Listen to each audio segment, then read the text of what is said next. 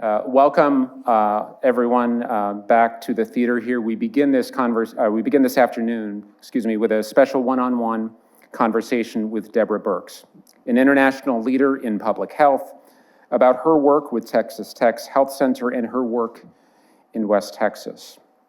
Birx spent her first career serving the United States as an Army colonel and later running some of the most high-profile and influential programs at the U.S. Centers for Disease Control and Prevention and U.S. Department of State as a civil servant. She's a medical expert and leader whose long career has focused on clinical and basic immunology, infectious disease, pandemic preparedness, vaccine research, and global and rural health. She served as the White House Coronavirus Response Coordinator, using complex data set integration to drive decision-making and working closely with state officials across the country to provide state-specific advice and guidance.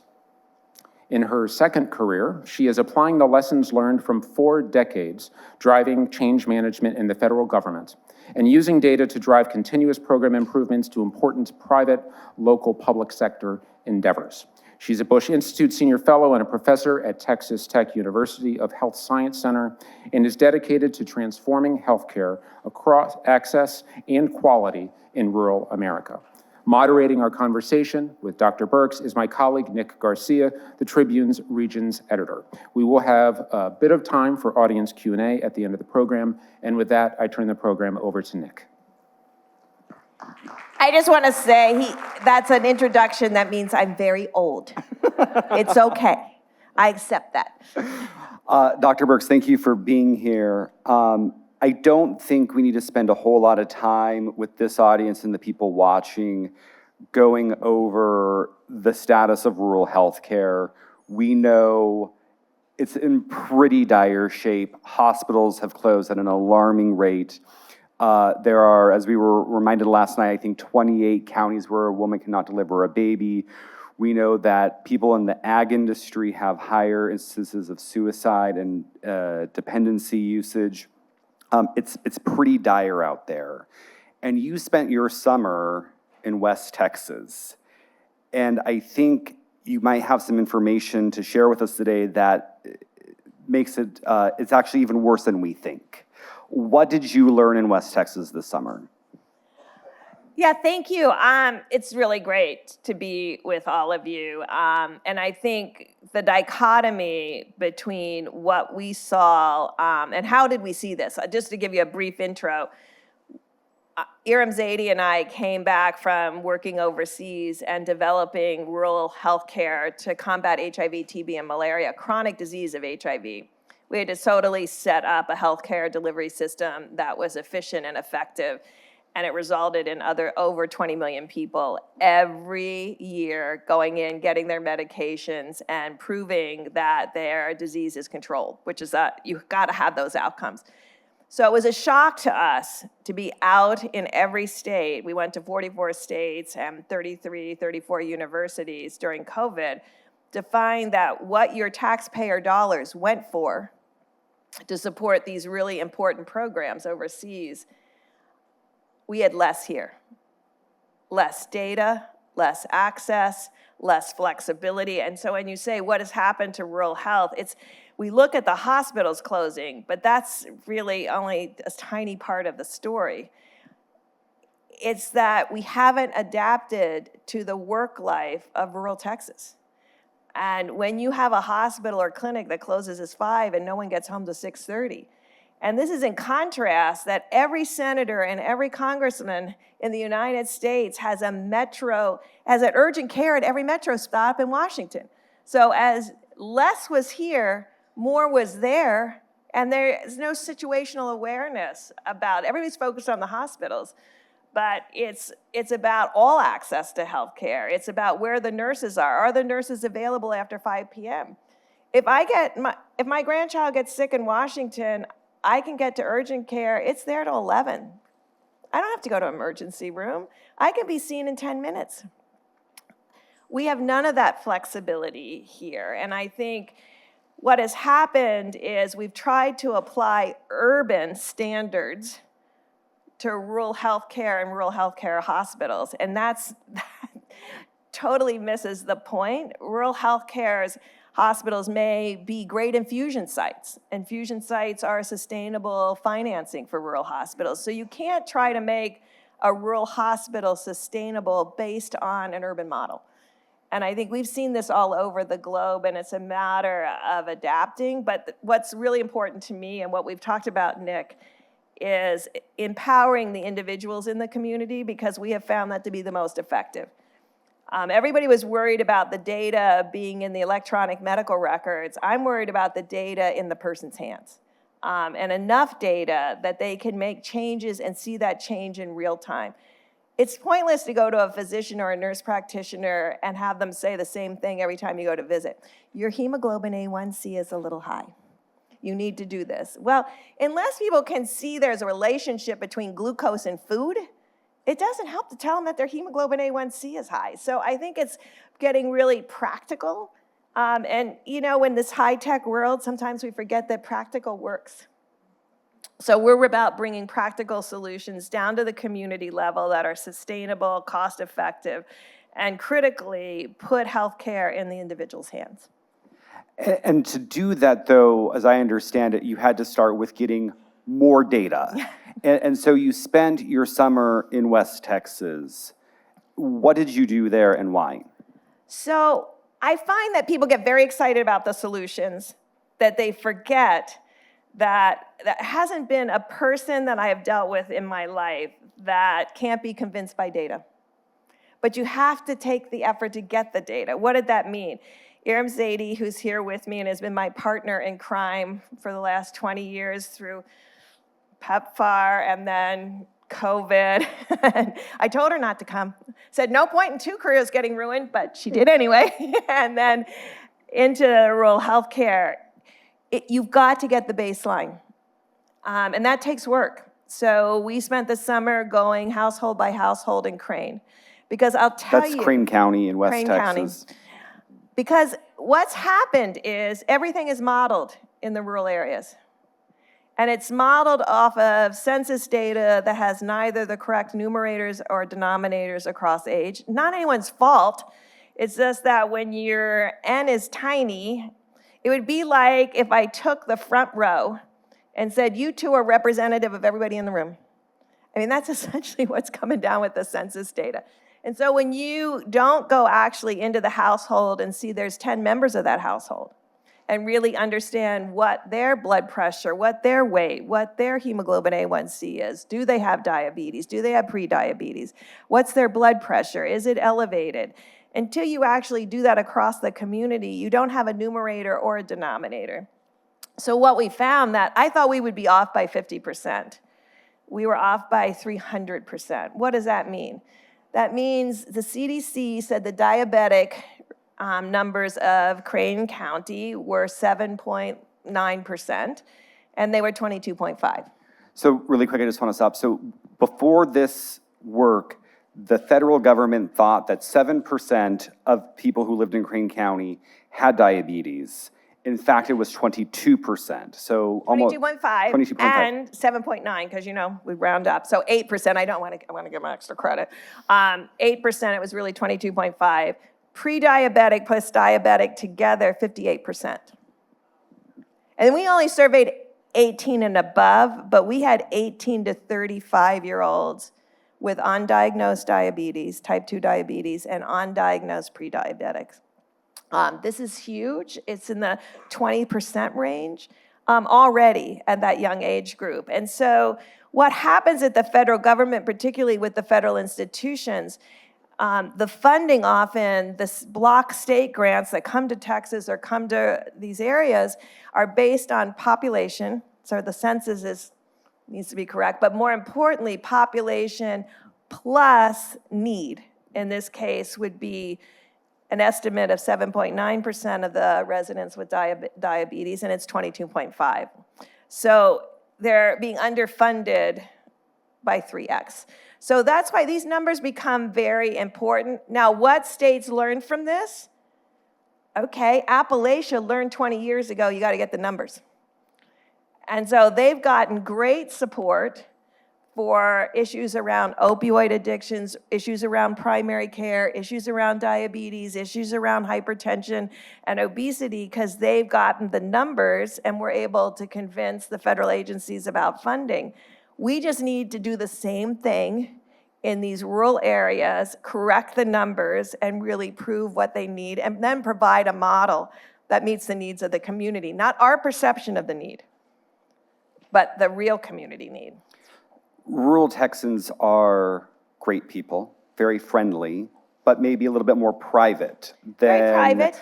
How did you get 100%? No, we got, well, we did, no, not 100%. Not 100%, okay, I thought it was 100%.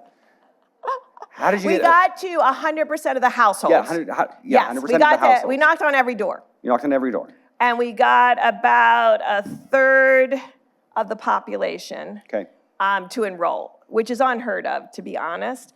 And really shockingly to the men in the audience, you enrolled.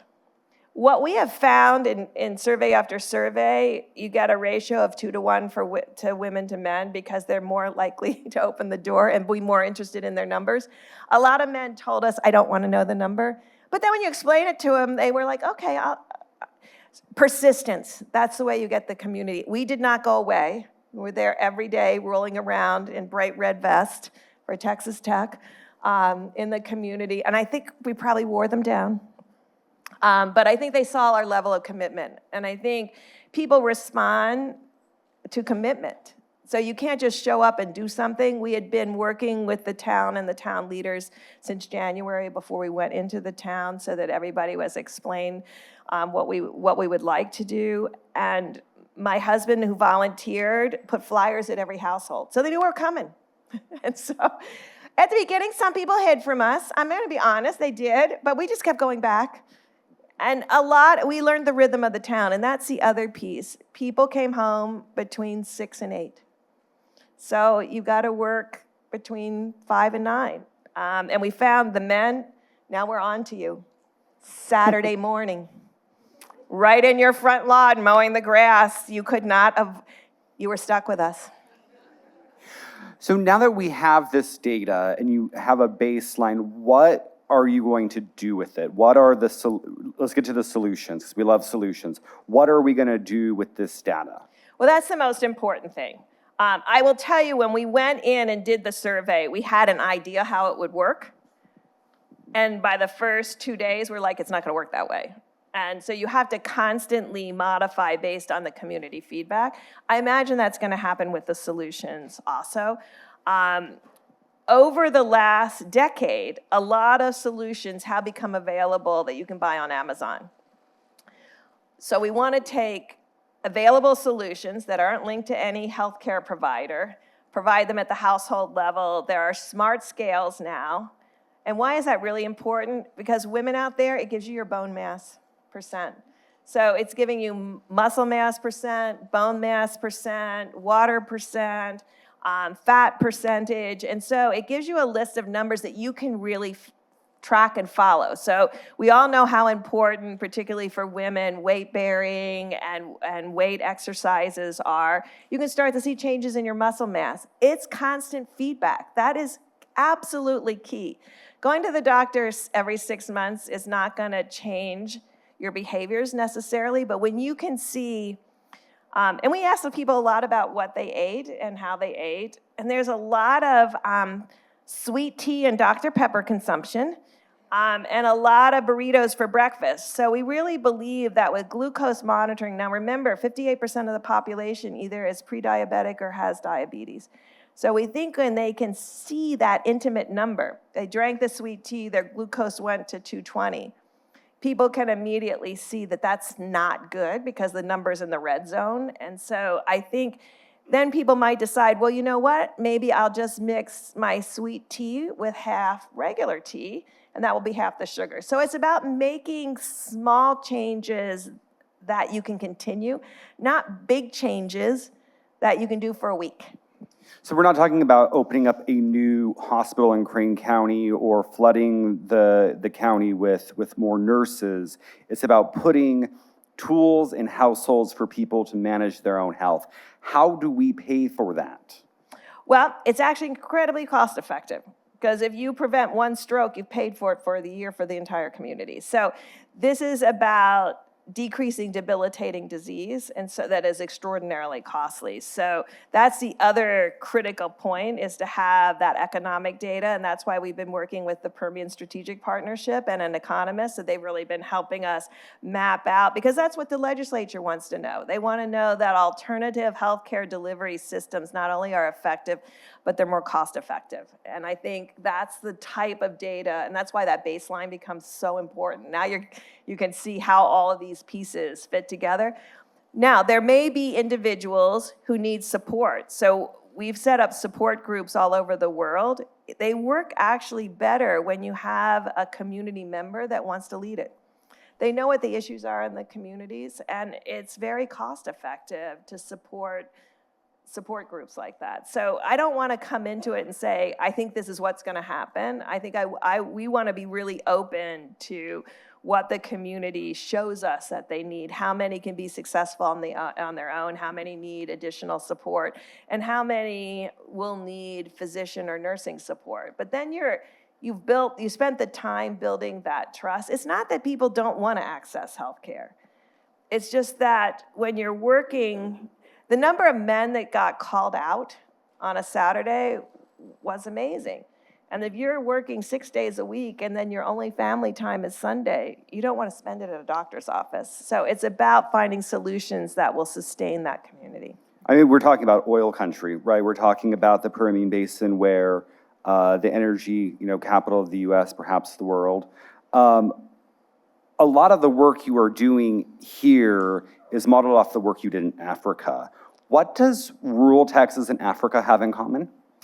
Lack of health providers, lack of hospitals, and people working really hard. Because there's also the agricultural community that is working extraordinarily hard. And I think, I shouldn't say it like this, but if you're not working hard, or you have a job in an office building, you have a lunch break. A lot of people out there don't get lunch breaks.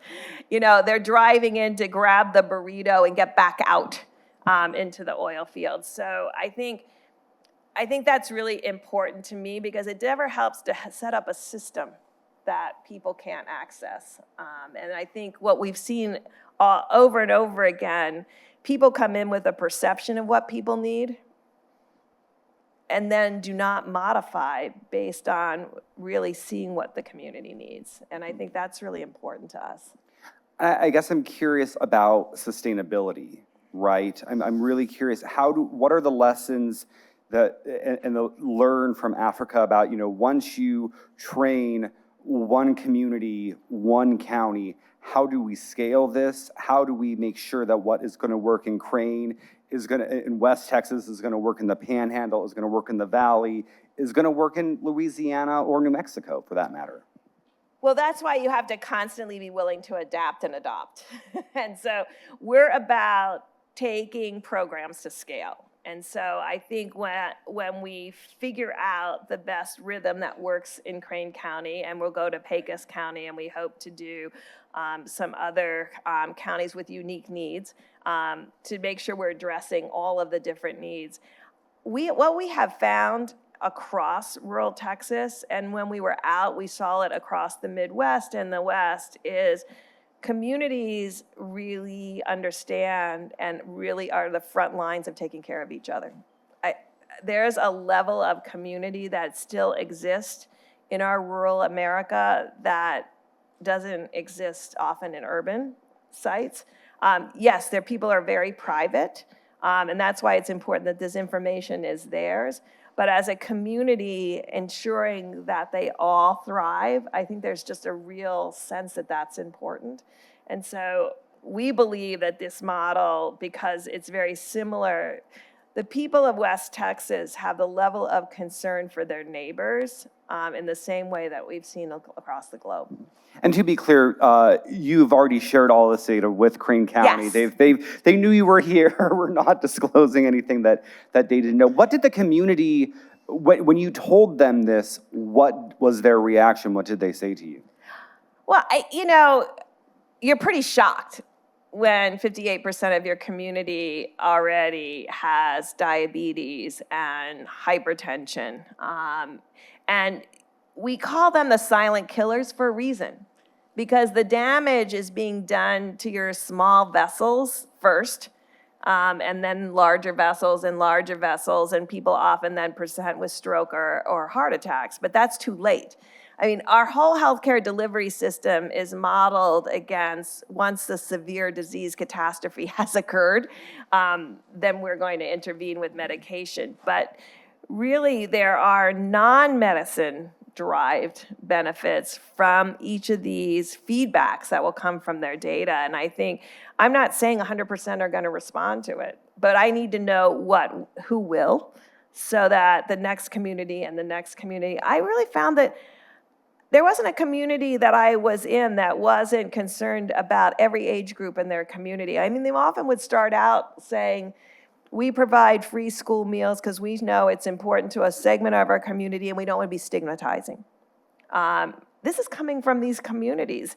That's not happening in urban America. You know, it's all they know who's on, the low-cost meal plan. So this is really a sense that we're all in this together. We're gonna have free food. That middle school in Crane, they had a real problem with social media and they thought their anxiety level in their children was too high. And so they met with the parents and the school. You can't have cell phones in the school. You can get access to them if you need them, but you can't be on your cell phone. So they're making their own changes based on their data. So I think we fit in great with rural communities because they've had to really address many of their issues on their own. I need someone to take my social media away. I have two questions, and then we're gonna open it up to y'all. So please, if you have a question for Dr. Birx, make your way down to either side of the stage.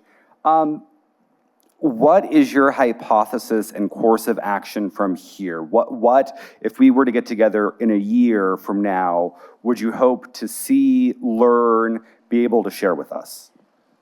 Solutions for starting with West Texas, and then getting to East Texas and North Texas. And then we really believe the other place that we saw really devastating rural communities was in our tribal nations. That is very important to me personally. We met with a lot of chairmen all over the United States, and one of the chairmen looked at me and said, we have been dying of diseases of despair for decades and no one has done a thing. I mean, this is in the United States of America. I feel like our rural communities feel like that they have been dying of diseases of despair and under treatment. And I just want to make it clear, it's not just lack of diagnosis.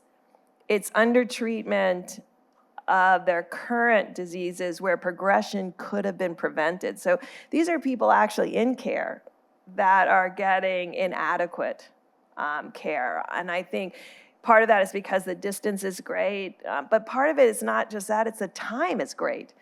I mean, if you've got a lot on your table and a lot of families over 60 are providing childcare so that the others can work. It's just the reality.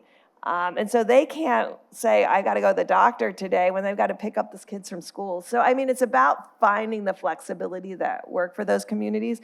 And so we plan on repeating the Crane survey in about 18 months to 24 months. And we'll be able to come back and give you a very objective analysis, as well as an interim analysis of how the uptake has been for the solutions and at the individual level, how people are doing. So in the meantime, the state legislature is going to start getting to work in a couple of months, couple of weeks. What, if anything, could they do to help either the work you're doing or just rural healthcare at large, in your opinion, from what you've heard on the ground? Well, I think the coalition of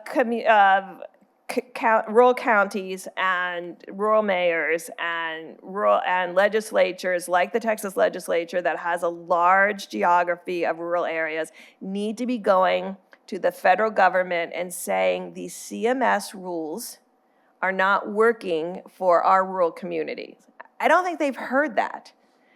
Because CMS keeps saying we're trying to improve quality, but it doesn't help to have a high quality hospital 2 hours away and no access locally. I mean, it just doesn't. But I think, we do focus on quality, but we also want to focus on access, and quality improves if they provide funding to do research in these local communities.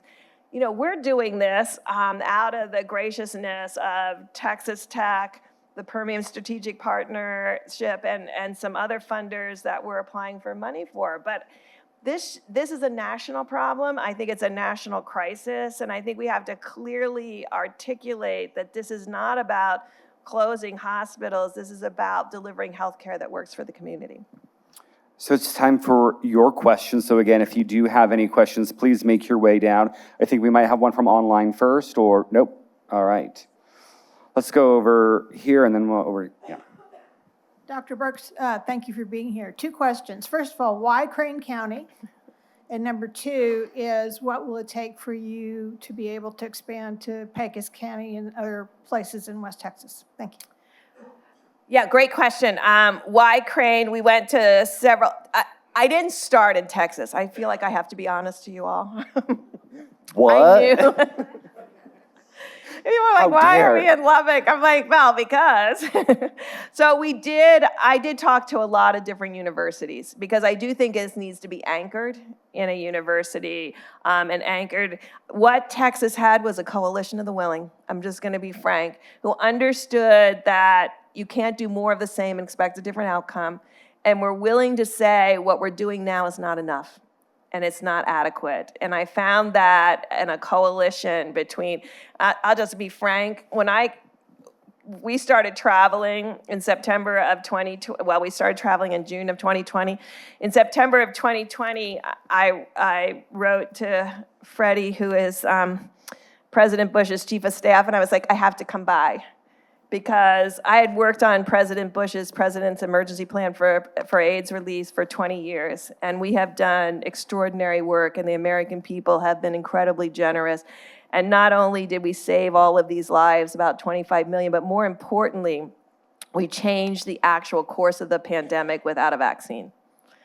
So incidence of HIV is extraordinarily lower after just 20 years, which no one thought you could do. Everybody was like, no, you can't do that. President Bush believed you could. So when I saw what I saw in rural America, I started bothering him and saying, we need to translate everything that we learned back home and really get this done. And I think I bothered him so much, he called up his close friend, Secretary Evans, and was like, can you do something with this woman? She won't stop. I'm sure that's what happened. And Secretary Evans got me relationships and meetings with Crane and Pecos and Tracy Bentley and the PSP, and they connected me with Ted Mitchell at Texas Tech, and then Lori Rice Spearman at the Health Center. And all of them agreed that something different had to be done. And in Crane, the people of Crane asked us to come and work with them on the survey, and the same with Pecos. So we're starting with the willing to prove the point, and we want it to be reproducible. That's very important to us, and to really understand what it takes to do this and to make it as cost effective as possible. Hi, thank you for being here. I've followed your work for a while. I'm a proud Texas Tech graduate, and I'm so proud of our university for championing this. Can't get the word out. So I live in Hemphill County. Full disclosure, I'm married to a rural health physician who wears about 15 hats. He's chief of staff for the hospital. He's also chief of medical care for our elderly population there, and a whole lot of other things. Many of you have probably seen stats around the obesity rates of children, especially children in Texas, as a direct correlation to the poorest children. And no doubt that the processed food that is in our communities plays a factor in that. Processed food is cheap. And so when you've got kids, especially in the oil field, when their parents are working shift work and they're home alone, they can run up to Allsup's, and anything that's there is their pleasure for dinner. We have one grocery store in Canadian. When I was there the other day picking up food for a dinner party I was having, a small bag of fresh Brussels sprouts, I do choose to buy those. I'm not forced to eat them, as a disclaimer. It was $12.83 for a tiny little bag. I looked it up. Our closest Walmart is 50 minutes away. I looked it up, and it was $2.85 there. Did any of your research have a correlation between access to affordable groceries and fresh food? Yeah, I think that's, an absolutely critical point. So we did actually go to the grocery store in Crane. We're very snoopy. We like to know what's going on, where people are eating, what's available, and explored that. But, part of this is also the school meals, and I think you make such a critical point. Let me say something about the physicians who've chosen to work in rural areas. I've gone to a lot of medical schools and said to them, what is wrong with you? Why aren't you going out and working in these areas? And they were like, our student loans are so huge that we can't pay our student loans and feed our family and work in rural America. Full stop. I mean, I thought, well, maybe could you entice them with research? Could you? No, it's a combination of how costly medical school is and access. So you'll see more and more medical schools today are really working on providing physicians into rural communities, but it's really a drop in the bucket. What we had to do in sub-Saharan Africa and in Asia is we task shifted. And so nurses took on physician work. And I will say did an extraordinary job. And community health workers took on the nurses' work. And through that task shifting, we were able to provide care in a much more dynamic and broad way with a group that's very responsive to the community. When you talk about these things, that's where Texas legislature has to come in, because that's when if you prove these models of task shifting, then you have to have a legislature that's willing to allow these different groups through their licensures to take on these broader activities. And that becomes really critical. So there's policy changes, and that's why this data is so important, because if you can prove what policy changes you need with the data, I have found legislatures across the world to be very responsive to that. Dr. Birx, thank you so much for joining us this afternoon. Y'all, that's going to conclude our conversation with Dr. Birx, but we will be back in about 5 minutes for our conversation about natural disasters and how rural communities are withstanding and building back better. And we will be back in 5 minutes after we reset. Thank you all. Great meeting all of you. Thank you for the questions.